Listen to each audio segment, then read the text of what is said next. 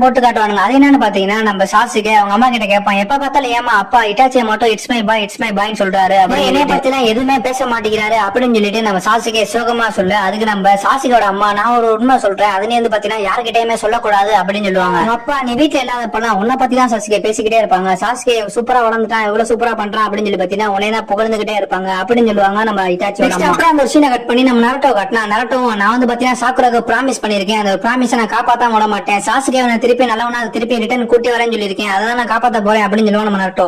Kakashi sensei என்னோட ninja வேணான்னு சொல்லிட்டு உங்களுக்கு நல்லாவே தெரியும் அப்படின்னு சொல்லிட்டு நம்ம கக்காசி கிட்ட சொல்ல, கக்காசியை நான் உன்னை மட்டும் தான் நம்பி இருக்கேன் நரட்டோ அப்படின்னு சொல்லுவாரு. நெக்ஸ்ட் நம்ம சாசுகே வேகமா வெறித்தனமா ஓடிக்கிட்டு இருப்பான். அப்படியே நம்ம பின்னாடி பாத்தீங்கன்னா நம்ம தலைவன் நரட்டோவும் நீ எங்கடா போற நான் உன்னை விட மாட்டேன்னு சொல்லிட்டு பாத்தீங்கன்னா துரத்திக்கிட்டே வந்துகிட்டு இருப்பான். அப்புறமா சின்னதா ஒரு ஸ்டோரி சொல்லுவாரு, எனக்கு பாத்தீங்கன்னா 2 பயலுக இருந்தானுங்க, இந்திரா அசுரான்னு சொல்லிட்டு. ஆனா நான் இந்திராவை நம்பாம அசுராவை நம்பி எல்லா பொறுப்பையும் படிச்சனாலதான் அசுராக்கும் எனக்கும் ஒரு சின்ன பிரச்சனையாச்சு. இப்ப இருக்க சாசுகேவை பார்த்தாலும் கரண்ட்